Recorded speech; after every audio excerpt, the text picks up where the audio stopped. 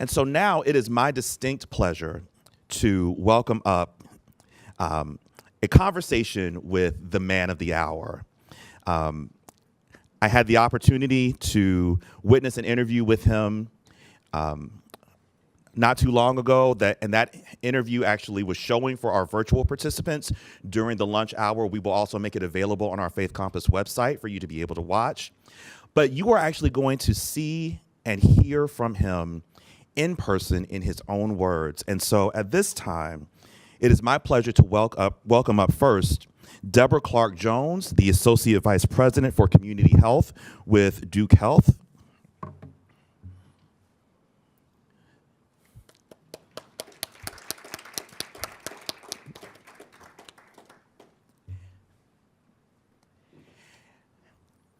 And a man who at this point needs no introduction because his legacy is in and through everything that we have done and experienced today.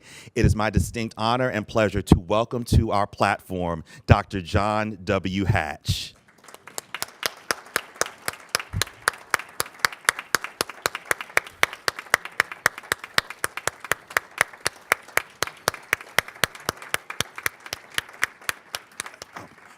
Good afternoon, Dr. Hatch.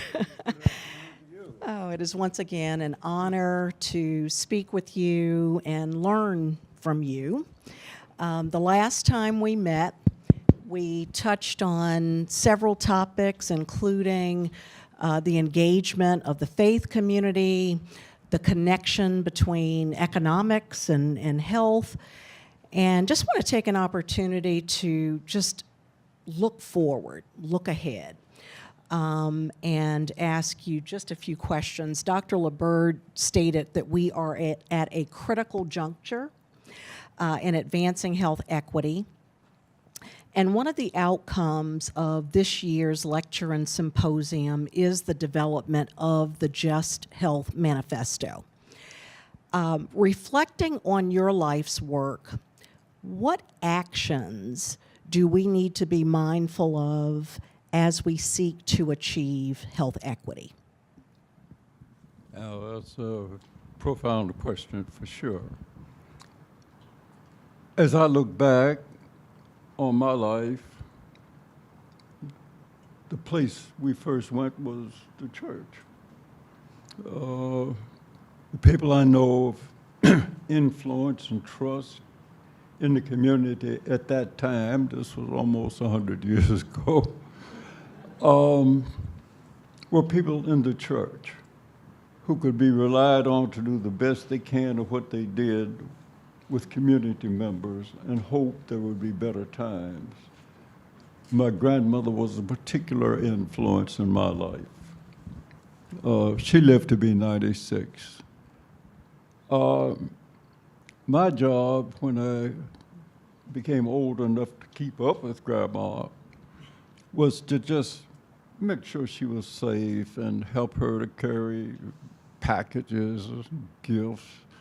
And she had a strong practice, and maybe not consciously, of responding to people's needs with herbs, salves, the things that she concocted in her home that got her family through their lives. She saw a physician maybe the last half year of her life at my dad's insistence, but still made it to 96. So I believe that other factors and forces can indeed make a difference.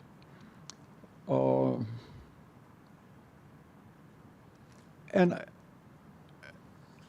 I think the community that she was attached to was a pretty good community. Had a doctor, had stores. At the time that I became aware of what was, my dad had, I guess it was about 20 apartment buildings, and he was in the building trade. That crashed with the Depression. And sometimes I think to keep his sanity, he became a preacher and spent the next part of his life building houses and installing plumbing in rural communities of Cumberland County, North Carolina, things like that, and preaching. I couldn't follow that pathway. So public health has had strong meaning to me, and I've had some success. Some unique points that I didn't hear directly were, say, who helped you to survive the pathway in the academy, say at Chapel Hill, and also Duke University, not Duke University, Tufts University in Boston. And I think I was hired because some folks felt I understood what the massive invasion, some people called it, others called it migration, to Boston of people from the southern states. That I somehow understood that better than many other people, including the cheered professors from sociology, anthropology, et cetera, at Tufts University. So I got a job out of it.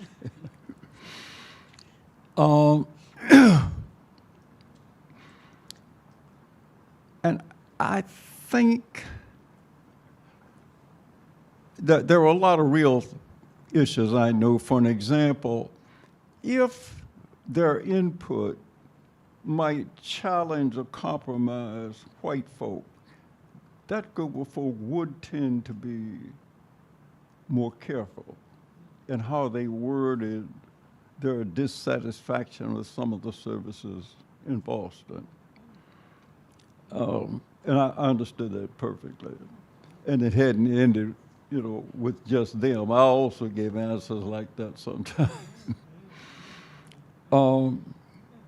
And yes, throughout my life, the church has been a part of my existence. And I have gone most Sundays in my life to church and sometimes Sunday school. I've not been able to continue that on a regular basis with my own children. They have been beneficiaries to some of the efforts that I've made, and pretty well-educated people.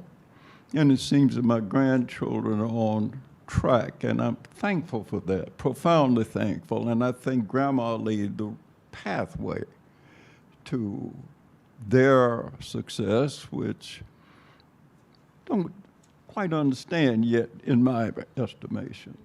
So let me pause and see if you want to redirect me there. Oh, no. No, definitely don't want to redirect. Picked up quite a bit about the community support that you witnessed with your grandmother, the engagement of the faith community, as important factors that we need to make sure we are mindful of as we develop this roadmap towards achieving health equity, and really appreciate that. At one point, you made a comment, and this was a comment on rich experiences coming out of ordinary people. And you stated that we still continue to miss opportunities. Could you give an example of a missed opportunity?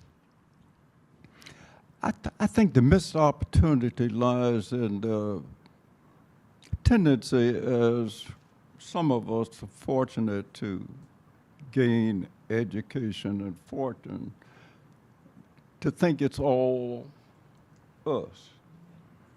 But it's really the people that we develop trust relationships with who begin to hear what we are saying close to our hopes and dreams of what might be.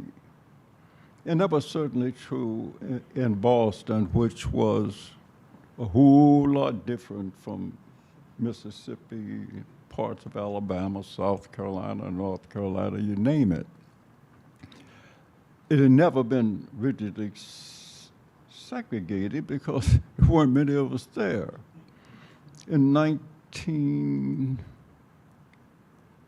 75, I think, no, not 75, 1955, in Boston, the black population was threatening to reach 50,000.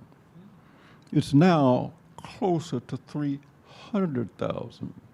So there has been a pattern of immigration of African Americans. I got there because Atlanta University sent me up to work on some kind of a project that involved people from the world, from Egypt, from South America, from Peru, Japan. And I lived and ate with those people, and we had seminars including professors from around the Boston community. Problems came up. Say, at the same time, traditional patterns of living in the South, like being a domestic, getting a job in the field, were actually declining. And there was pressure to move forward, to spread out in this nation. And we did. And there were hazards. Young women were subject to the charms of pimps. They wouldn't necessarily design their lives that way, but they would go out with a handsome man with a Cadillac. They would due back to the house on Saturday morning, but they got there Monday morning, but they didn't quite know where they'd been the other 2 days, kind of thing. That's a horrible experience to see. And I went to churches in Boston and talked to the church people, the church ladies in particular. And the first step was for people who had nice homes from down south in particular, but to the whole African American communities, to say, would you consider renting a room to a black girl who's doing maid service in the suburbs on Thursday? That was maid's day off. The response was overwhelming. It also happened to young women coming from Ireland. So we got the Sons of Ireland involved as well. And got the situation under a fair degree of control, and out of that emerged a program to provide guidance, somewhere to sleep and eat on maid's day off, because these young ladies didn't know how to talk to white folks. They didn't go to white churches, and it had a very distinctive, welcoming to them because it sounded like down home.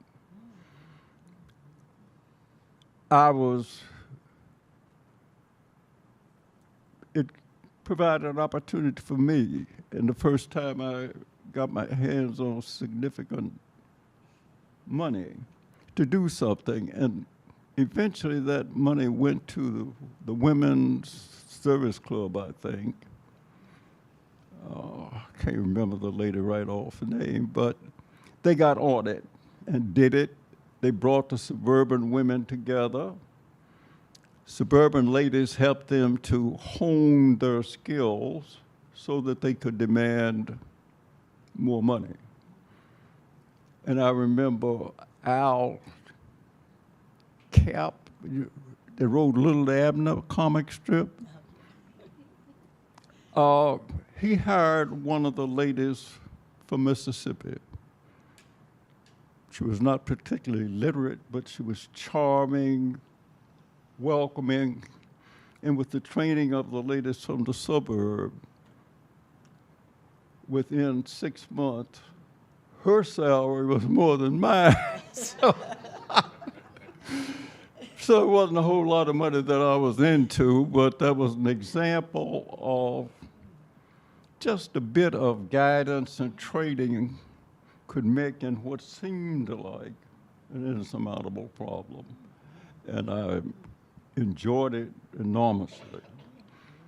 But what I learned from my associates was that women, particularly from all over the world, were experiencing these kinds of changes in their lives, and many of them were unfortunate endings. So, that was kind of wake-up call for me to engage in the kind of things that I thought I might be able to understand and push forward. You're just making me think about just the impact of small acts, or what some might consider to be small acts, allowing someone to live in your home, providing that guidance. The impact that can have is significant, just based on that story that you tell. All right, so I've got a question. Somebody just celebrated a birthday, his 96th birthday. And your wife, I believe, is approaching 101. Yeah. Right? 101. So the last time we talked, I believe you said that you all go to the Duke Fitness Center. Is it 3 times a week? 3 times a week. 3 times a week, and she spends the majority of her time on the treadmill, right? Yeah. Okay. So my question is, what advice do you have to all of us on how to maintain our vitality, our clarity of mind? What are the secrets to that? Well, I have to confess that a good bit of it I kind of stumbled on.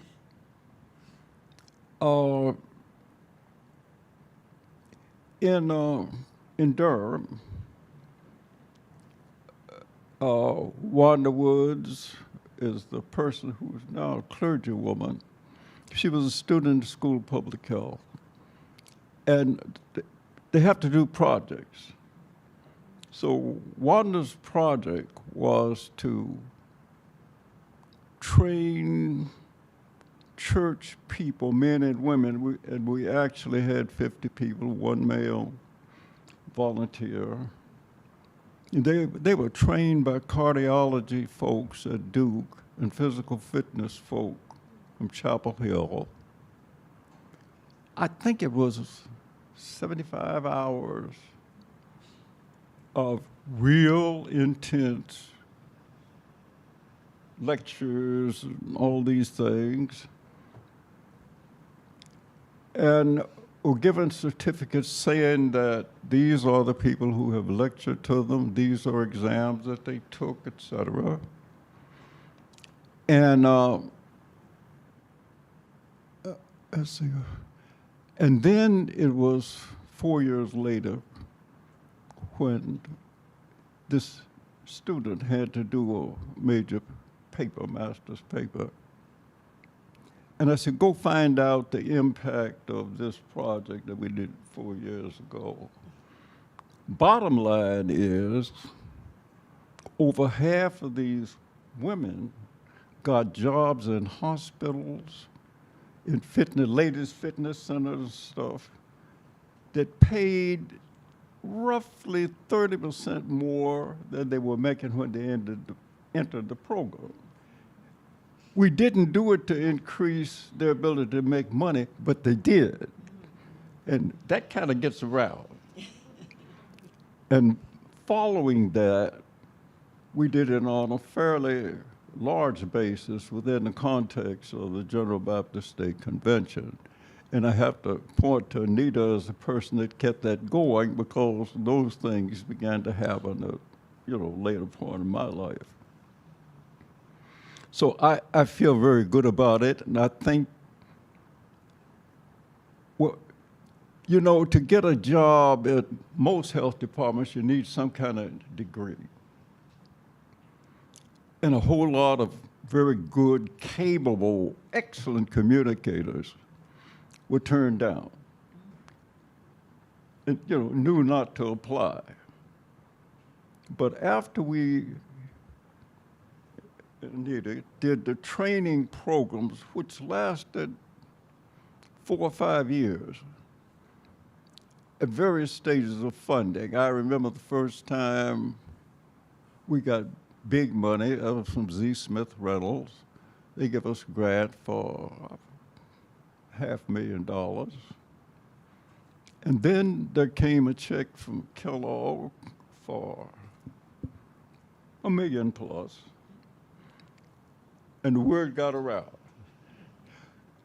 Clergy persons of different stripes, but it was primarily the General Baptist State Convention that picked it up and really carried it fast to a lot of their members. Of course, on the other hand, the General Baptist State Convention at that time had nearly 1 million members. The structure of the black religious community, as most of you know, has shifted to mega churches operated by one person or maybe two. And there is scant administrative structure with power. Now, within the convention, there are limits on what the preacher can do. And if he does too much, they kick him out, her out. That's a very guaranteed response throughout the state. The General Baptist State Convention was the biggest organization of black people in the state and was incorporated in 1868, 7 or 8. Now, of course, there was support from missionaries who were white folk, mostly from up north. They did wonderful things, including Shaw University, which has a different history than many others. Thank you so much for that. Let's please give a hand to Debra Clark Jones and to our distinguished honoree, the legacy that we are following in Dr. John W. Hatch.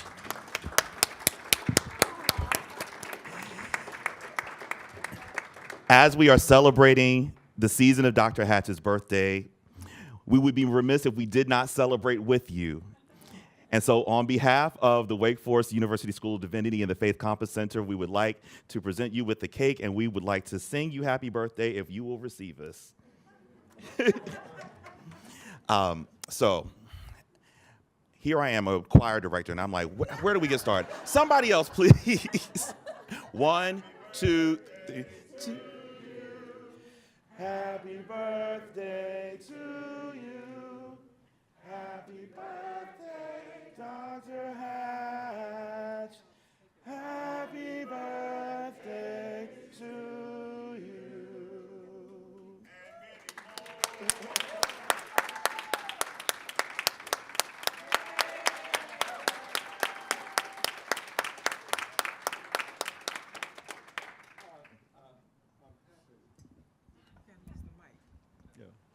Just to say that I'm happy, and I'm so impressed with the quality of the interaction I've seen here today. Thank you profoundly, and I think the pathway ahead will be smoother and increasingly effective.